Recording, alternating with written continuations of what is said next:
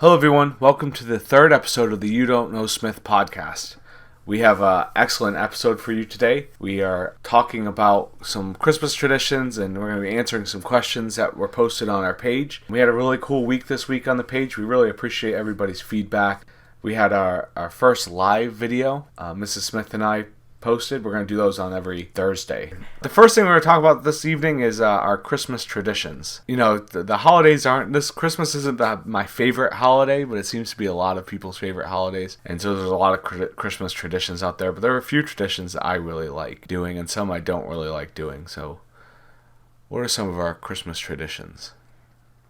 Well, we always do sugar cookies and we decorate them and we make it a big deal. Like I spend a day making the dough, rolling it out, and making all kinds of fun shapes. And then we have the different flavors of frosting, and we use your family's recipes. And then we have like a decorating cookie factory where Mr. Smith takes it very seriously, his cookie decorating, where I'm more like efficiency, like just slap some pink on there and a few sprinkles and call it a day. And I'll do 12 and he'll do 2. Yeah, his are very detailed. Everybody at the end of cookie decorating ends up being just slap the frosting on there. You know what? Maybe I'm at that way at the beginning of decorating because I've done the dough and I've rolled it out and I've done all that work. So you guys are just coming in fresh. Yeah, everybody takes the time to make the first cool, decent looking cookie. And that's always on the bottom of the thing. Because by the end, you have just the slap frosting on, throwing sprinkles on it kind of cookies. The kids are almost instantly not interested in it after their first cookie. Mm-hmm. By the time they have to do a second one, they're not interested in it. That's something we always did growing up, is decorate cookies. And we normally brought them to the church or brought them to my grandmother and grandfather's house and just gave them out to people. That was the only Christmas tradition I liked. Everything else seemed like a chore. Besides, like, opening presents. Yeah, but, like, decorating the tree was way more difficult or more of a pain growing up than it is now. And I hate it doing it now. I know. If I could avoid doing it as long as possible and then have it up as short as possible. But the tree is so pretty and sparkly and festive and the kids all like, putting the balls up and then rearranging them and making it so that all the bulbs are on the bottom half of the tree. And so the cat can get to it. So the cat can knock it all off. And then Sonny chases after the cat like, hey kitty, no playing with that Christmas bulb. And then grabs the cat by the head. And then gets scratched. Yeah. That was a Christmas tradition, yeah. Fun cycle. Were there any holiday traditions you had just growing up that you always did? We always drove around and looked at Christmas lights. We did that once. That was nice. We've done that once or twice. Yeah, that was something I really enjoyed with you. It was right after, was one of my favorite memories, actually, is right after Moses was born. Because Moses, a week later, he was in the hospital with viral meningitis. So when he finally came home, we still couldn't leave the house because he was a sick baby. And we had to kind of keep him sheltered because at that point he was like a 3-week-old with absolutely no immune system whatsoever. And so one day I was so cooped up feeling, I had super cabin fever. So we went and got ice cream and drove in the car around the pretty neighborhoods that we couldn't afford to live in. Yeah. And look at their Christmas lights while I ate my Brewster's French silk ice cream. Yum. I still like looking at Christmas lights, but our house has never been decorated for Christmas, just because I don't want to do it. Well, I don't really know how to do it. Yeah, it costs too much money and electricity, and it's a pain, and I don't know. I'll let everybody else do it and enjoy their hard work. Yeah. It is kind of weird living in a place for so long without any snow. Snow, yeah. It is weird. I was wearing a t-shirt this week, just so everybody knows it's like early September. Or December right now. And it's weird. Yeah, at the beginning of the week, it's 70 degrees outside. And then by Friday, it's high of 49. Today it was 34 when we woke up. It was awful. It's cold for us. Yeah. We're from the north. So this should not make us cold, but... It does. It does. I'm broken. The South broke me. I also like getting holiday pajamas every year. That is fun. I do spend the majority of my day in your pajamas. At home in my pajamas, yeah. The other day in your live video, your top half was dressed, your bottom half was in Batman pajamas. Yeah. And Batman slippers. Which I'm doing right now. Oh, you are! Look at that. Yeah. What about holiday traditions that we that most people do that we don't do, like Elf in the Shelf? I don't do that. Yeah, and we don't do that, and we don't do the Santa Claus thing. You edit all that out? I don't like lying to my kids. I started thinking, and then I just... Well, we were doing Elf in the Shelf, and we were enjoying it because we just like messing with our kids, right? Like messing up their rooms and toilet papering their rooms and stuff. The problem occurred when Gwen actually started believing that the Elf in the Shelf was actually doing this thing. The moment that she even hinted that she thought it was real, we squashed it. Yeah. We just stopped doing it. And it's the same thing with Santa Claus. And that was from the beginning, because every movie that they watch, everything that they watch, a cartoon or stuff during Christmas season that has Santa Claus in it, it perpetuates the idea that he is real, even though you don't see him and everybody else denies that he's real. And what worries me about that is eventually they're going to find out he's not real. And then we've been telling them this concept about Jesus and Christianity, and I'm worried that I believe it's real, and they believe it's real, but all the world is going to tell them that it's not real, and if we throw in the holiday lies, Tooth Fairy, Easter Bunny, Santa Claus, then they might pile all the stuff that we believe is real into those things. Right. So I make hard lines into believing what I believe is real and what I don't. That causes problems with their friends at school and stuff. Not really, no. Because I've always talked to mostly Gwen. Moses I haven't really had to come up with, had the conversation with. But with Gwen I said, and I know you don't 100% agree with this approach, but I said, other families might do the Santa thing, and especially when she was in like first grade, second grade, where she really understood what we were telling her. Santa isn't real, but other families might do it. So I don't want you to go in and be a jerk, basically. Don't go in and be like, Santa is not real, he is a lie. Like, did Sunny do that? She sure did, but we never had the conversation with her. But she was, even today, she was like, Santa's not real, right? And I was like, oh. No. Yeah, I see, I'm that way. I figure all these kids, and we do have very, very good friends that perpetuate the Santa thing. And out of respect for them, I kind of don't want to ruin it. So I think about it. But there's been occasions where I'm preaching from the pulpit and I bring it up. And they're like, thank God my kids weren't there, And I don't have a problem with what other parents do and things. I've seen it happen where kids find out that Santa's not real and that their parents have been messing with them, and then they bought all the other things that their parents do believe is real that they have to take on faith. And that's one reason why I don't do it. What about Christmas Did you movies? do Santa as a kid? Mm-mm. Oh, we did. My mom jokingly did it occasionally. Oh, really? Like she jokingly but we knew that she was messing with it.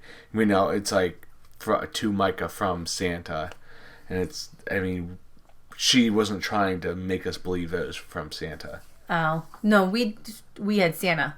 Yeah. Like my parents, I thought Santa was real. Did you? Yeah. When did you learn that he wasn't real? Was it traumatic? Wasn't traumatic. I was about Gwen's age, like 9 or 10, when I was like, yeah, they did a really good job. I remember like one year thinking, I don't know about this. And then the next year I was like, I'm pretty sure there's no Santa, but a part of you kind of hopes that there is a Santa. But then again, we didn't go to church. We didn't, I didn't know, I didn't know about Jesus. Yeah.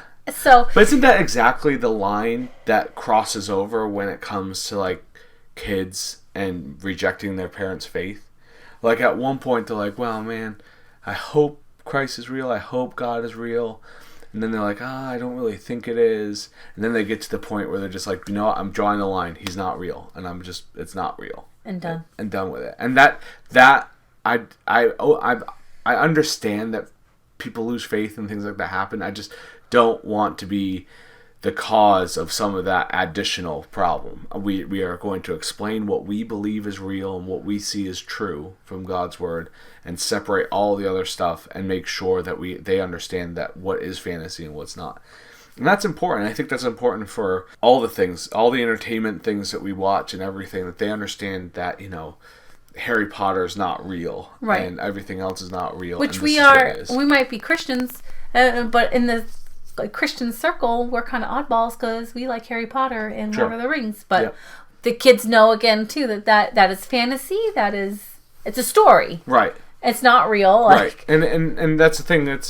Like, I always have a problem with people who are like, well, I'm against Harry Potter, but I'm okay with the Chronicles of Narnia because it's written by a Christian author and has its Christian themes. I'm like, okay, but like it has witches, it has naiads and triads, it has all these Greek symbolism in it and stuff like that, and I mean, I get what's going on. Yeah, it's picking and choosing what you feel comfortable with, which I'm okay with people doing, because I do it too. But I'm not going to judge other people about what they pick and choose from. Oh, Christmas movies. What's your favorite Christmas movie? Elf. Elf. Why do you like Elf so much? He's just so happy. He's just like, smiling's my favorite. And it's like, when I said it, people listening smiled. Smile's my favorite, yeah. I just like that scene where he's singing. There's no singing in the North Pole. Yes, it is. We sing all the time. No, we don't. Especially when we make toys. Yeah. And then what was it earlier you were talking about where he answered the phone? He's like, Buddy the Elf, what's your favorite color? Yeah. Yeah, we decided at work that when we answered the phone and we knew it was one of the guys from work, that's how we'd answer the phone. Yeah, I always get flack for mine. And I guess it's because people don't like Muppets anymore. And I've really started to get depressed by that fact. That it's like that Muppet movie. Like that newest Muppet movie, the whole premise is that people are rejecting Muppets. Right? And I never realized how real that was, because I thought in my world, and since I don't have a lot of friends and I don't hang out with a lot of people, in my world, people still like the Muppets. And so I didn't get that premise, but in actuality, it seems like a lot of people are rejecting. That's depressing. We were talking to people that are just 10 years younger than us today. Yeah. 10 years. Yeah. And they were like, not interested. They're weird. They're creepy. Whatever. I think it's amazing. I think they're funny. I thought they were funny then. I think they're funny now. But my favorite's A Muppet Christmas Carol. I think the Muppets were made for that type of story. Like, every character that they do fits. I believe Michael Caine as Scrooge, some of the best acting he's ever done. The only problem is they edited it out in Disney when they bought the rights to Jim Henson. They deleted a very important song, and so every time I watch it, I got to get to that point, and it's The Love Is Gone. Stop it, play it on YouTube, play the song, and then restart it. Because Michael Caine that scene is like excellent. He's like singing along with it in the background, and he's like crying, and like it's just so perfect. But they got rid of it because they thought it was too heavy for the kids. Oh, but heavy schmevy. Well, I mean, the Ghost of Christmas Future, that's heavy. That is an intense. Even like Mickey's Christmas Carol. And the Ghost of the whatever. What's it? Ghost of the Future. Christmas Future. Yeah, it looks like the Angel of Death, right? It's intense. Like I remember being like 7 or 8, or I don't remember the age, but being like, I don't like that part. And it ends up being Pete. Yeah. With like a cigar in his mouth. Yeah, but no, I know. Not as intense as All Dogs Go to Heaven, that end scene was. Whoo! Yeah, really intense anytime you kind of deal with that. But they can't delete that out, but they delete this other scene that's really, I think, a really important scene. Anyways. Yeah, so that was our Christmas traditions. Feel free to comment and talk about, or tell us your Christmas traditions, your favorite movie, some of the things that you do every single year. Talk about if you do Santa and Elf on the Shelf with your kids and how you deal with that dilemma maybe in the future. We really like to get your input and maybe some suggestions for other people who do those types of things. We had a couple questions on Facebook this week. Hey! One from probably one of our biggest fans, Madeline, who is Mr. Smith's sister. Is my sister, yeah. So as you know, obviously the first greatest fans you have are family. So yeah. She was asking about last week's podcast. We were talking a lot about our son Moses and some of the difficulties. And she says, Moses is so easy to love. His heart is the amount he loves his family and hates goodbyes. I cry every time. Do you think his goodbyes touch him so strongly because of Mr. Smith's deployments? Do you want to try and answer that? I'll answer my opinion on that. I think he was a little too young to really know what it was like to say goodbye to you for a deployment. I mean, when you deployed, he was 13 months old. That was his only deployment he ever actually dealt with. But that first year and a half that you were gone, because the first year you were gone a lot of training things. About half that first year you were, gone for a month or two at a time. And I don't really know if it was that or I dealt with a little bit of postpartum depression, so I always think in the back of my mind, did I do something wrong? Or, or is this just the way that God made him? Like, he's just a sensitive boy with a big heart, and every feeling he feels is very strong. Yeah. We had to have the talk again today. Yeah, jeez. After summer camp, soccer camp, and he was frustrated that he lost. And so we had to explain to him he was a first grader amongst up to fifth grade, and he lost. Instead of... Well, I said to him, I've never been mad at you for losing. And nobody in this family has ever been mad at you for losing. But we have been frustrated with you for having a bad attitude about losing or crying or not giving your best. And so the two things I expect from him is to give his best and have a good attitude. Yeah. But that's not really answering the question. Sorry. But no, it's okay. I just came in. Well, I was just thinking, we just did this talk today. So see, I like Mrs. Smith said, when I went on my first deployment, there was some training and stuff involved, but he was really young. I don't think even if you asked him about it, he wouldn't remember. When I came back, even then, when I was at the MAG, I was doing every now and then I'd go away for a couple months. And I don't think that if you asked him even that, he would remember. And maybe that would contribute to some of the sensitivity. But I honestly believe that's just kind of how God made him. I believe that if you talk about whether it's psychological or genetic, there are probably some sort of genetic predispositions to him having some sensitivity. And there's probably some nurturing type things that have some additional contributions. Well, a friend of mine told me, which made me feel a lot better. She said that really smart kids tend to be more sensitive. I said, "Oh, that's good. Yeah, I like that. Moses, okay, then. We'll go with that because he is super smart. Yeah, like kind of ridiculous smart, but I don't think I don't think there's anything in particular. I think that I think one of the things that kind of help contribute to the strengthening thing is a little bit more of the roughhousing and stuff like that. And I do a lot of that with him. I punched him pretty hard in the leg and stuff, and he just laughs it off. So he laughs it off. He can handle some of that stuff. I think what he really needs to toughen up on is just the things externally, the losing, the disappointments, even the little bit of the messing with verbally. Those things are the things he just kind of needs to strengthen himself on. But I don't believe a lot of that has to do with my military experience. Because Gwen dealt with more of my deployments and things like that than he did. And she's not. She can remember it. Right. And she's talked to Moses about it, and he has no clue. He knows that you left, but he doesn't remember it. Gwen remembers it. Right. Remembers you being gone and that you missed her 4th birthday. And she thought you didn't know that it existed while you were gone. That didn't even happen. Yeah, I was 1 year behind because I missed it. Yeah. I'm 4 now, Daddy. That was like the first thing she said to you when he got off the bus. James has a question from Rochester, New Hampshire. And I think it's a pretty good question because it will help a lot of people who are maybe following us or like us. And he just sent this to me today. He says, I know that on your page you say post pictures of your significant others when you first met, and then an updated one. It's one of those things that we just did. He said, my question is, my girlfriend and I are not married. Would it be okay to post a picture of her on the page? I want to interact with the page, but I don't want to cause any controversy between people.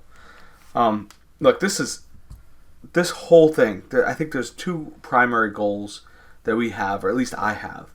One is just to promote our marriage and our relationship and how much we love each other and how our friendship really works and how our relationship really works.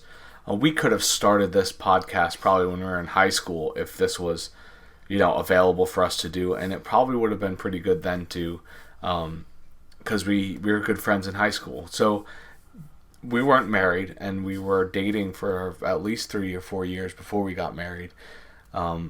So what this is trying to do in a way is to promote healthy relationships and promote healthy marriages, and even to give examples and use a kind of a community of people from all different types of backgrounds and walks, and promoting those types of things. Mrs. Smith and I are both Christians, and we have our marriage and our ideas of marriage from that Christian worldview, but we are also at least accepting of people who have different types of backgrounds and things. And this page isn't, the goal of this page is not specifically to be like a Bible or a ministry page, or it's really for two reasons: to promote our relationship and to have fun and entertain people. And so I feel like if you feel like you want to contribute to this page with your relationship in your way, as long as it's in an open and kind and loving and understanding way, I think that's okay. What I don't want is a bunch of people trolling and trying to force their arguments or force certain politics into the page. That's not what it's about. Right. Do you have anything to add to that? No, I think it's great. And I think even single people, I'm happy that single people, one, find us amusing even in the slightest bit. And, you know, this is just, I hope that they can learn from what we have to offer, which, again, we've only been, 12 years in May. That's a drop in a bucket compared to some people, but I know we have some example of a healthy, we have a good example of a healthy marriage regardless. And kids, deployments, we both work, college students, like we are busy people. I agree. I think that when you boil everything down, first thing people need to learn is how to be with themselves or by themselves. And so for single people, looking at what a relationship is and what some relationships work and any of that stuff, it's really important. Or even when you're choosing the person. We talked about this earlier too. Yeah, when you're choosing or waiting on the person that you're going to be with, then it's important to understand that it's okay. It's a process. You're waiting on it. You're waiting for the right person. There's no age range that you need to be in order to get married. You don't have to be 18 to 25. You don't have to be even in your 30s. It's all about waiting for the right person, and it's not necessarily about trying to find the right person. Right. And the other thing is, we want people to contribute. If it's asking us questions, if you're contributing, even if in that question about an old relationship photo and a new relationship photo, if you're not in a relationship, I think it'd be awesome for you to post a picture of you younger and a picture of you now, because it doesn't matter. Like, I'm still waiting. Like, make it funny. Like, right. It's okay. Like, this is not. It's not supposed to be a really heavy, serious page, and it's not supposed to be a really heavy, serious podcast. It's meant for entertainment. Not just for you all, but for us too. The little slogan that I used on our Facebook cover, and I was like, that's actually a pretty good, go me. It said it's a candid conversation, a couple's candid conversation about love, marriage, and a baby carriage, which I just like that it rhymed. But really it's a straight, this is what our marriage is. This is how marriages are generally, right. Like straight talk. There's nothing fake about us. This minus all the arguing. Right. We don't do any of the arguing on the podcast. He wouldn't let me go live, and I was making him mad earlier when he was driving and pointing out all the things to not run into. Yeah. So, yeah, there's a lot of the marriage that you are missing out of this, but, yeah. I don't know why you want to let me go live. I would have, but it wasn't Thursday. But then right after that, we were singing Pump Up the Jam, and we were jamming out. Yeah. Our 4-year-old was dancing along with us. The other two were like, what the song of our parents? So those are the two questions that we decided to field. This took over the they were good questions. Social networking piece that we normally do.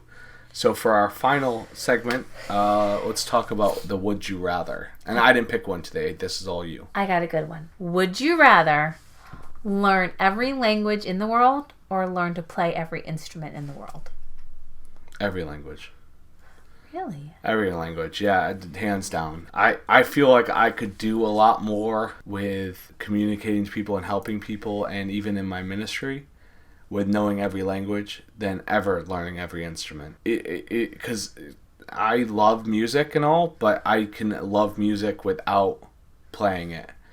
But as far as communicating to people, and that's something I really am passionate about, is being able to preach and teach and communicate and all that stuff. I feel like learning every language would just be amazing. What about you? Well, for me, I thought this was a hard one because it was a hard one for me, anyways. Because I would love to be able to play every instrument. Like, I'm not as into music as you are, but I feel like making the music, I loved being in band when I was a kid. I wish I could play the guitar and the piano, but I've also always wished that I could speak more than just English. Like, I'd like to be able to, when I think back to when I was a teenager and I worked at McDonald's and we were singing the Moulin Rouge, and there's a song where it goes, Voulez-vous coucher avec moi? You probably completely destroyed that. What you just said. Was that the right words? You just making up noises? No, those are the right words. I remember. Someone's going to get offended. Like, someone's going to be like, that's not French, that's not the words. They might get offended because it's, will you sleep with me tonight? And I was singing it out loud, and, like, a French lady came up to me and was like, I wouldn't sing that very loud. This is what that means. And I was like, what? She was French-Canadian? Yes. Oh, she doesn't count. No one gets that joke unless you live in Maine, okay? Yeah, people get the joke. We can make fun of Canadians on our show, can't we? I mean, it's my podcast. What if we have a Canadian? No Canadian listener? They make fun of us. Okay. Yeah. I think Trump wants to build a wall in the South. He should build one in the North, too. Stop it. I'm just kidding. I don't whatever. You can't build a wall through the Niagara Falls, so. That's true. Then they have to swim through the Niagara Falls to get here. They're not that desperate to get here. I'm pretty sure they're not that desperate. Why not? Yeah. So you just want to be able to sing songs from Moulin Rouge. No, I would love to just be not just Moulin Rouge. Just for that reason. Stop it. So the theremin, does that count? The what? The theremin. Do you know what a theremin is? Yeah, you do. In the Big Bang Theory, he's playing it the electronic. Theremin. It's a musical instrument they use in Star Trek. You don't remember that episode? That would rock. But I would pick language. My whole point was that I would pick language. Oh, okay. But I really was for me, it was a tough one because I was like, well, both. I'd like to be able to do both. If you could pick one language and one instrument, what would they be? Oh gosh, piano for sure. Okay. I'd love to be able to play the piano, awesome. And then, I don't know about language. Something in European. Some European language, which is what? French, Spanish, German, Italian. Italian would be cool. Yeah. No, or what? German, because everything they say sounds angry, and that's funny. That's you. That's nice. Then you could change your name to Hitler, like you wanted to, too. Then you could just say things. I like it. Mine would be the guitar and... Arabic. Arabic, yeah? Yeah, I think that, well, again, I feel like... They're going to take over. No, I feel like in ministry, again... I'm just kidding. If the number one faith is Christianity, and the number two is Muslim, then 3 is Judaism, then Arabic would, for our ministry, for my ministry, would benefit. Yeah. To be able to speak the language and communicate to them the gospel in a lot of those places that are very, having a lot of problems with it. It'd be nice to just be able to relate to that in the language. Yeah. Plus, if I wanted to go back to Intel, I could always do that too. You get a pay increase. Paid a bunch of money, yeah. Yeah. Yeah. So that's our podcast. That was pretty quick. Went by pretty quick. I did. It's weird how things go when you prepare. I didn't laugh as hard. I had a cold though, so I was trying not to be as laughy. That's okay. Hopefully everybody else was laughy enough for us. I hope so. No, we had a heavier topic series than we normally do. Did we? I don't know. Maybe we'll have to go back and listen to it. Yeah. Anyways, still haven't figured out how to sign off. So this is the end of our podcast. Follow us in the comments in the description. We're going to have our link to the Facebook page and a link to SoundCloud. Go ahead and like and put a little heart and put a thumbs up on all that stuff. Subscribe to us on YouTube. Follow us on Facebook to get those live videos that we do every Thursday. If anything, just to make us feel good. Yeah, it's all about making us feel better about ourselves. All right, thanks for listening. Bye. Bye.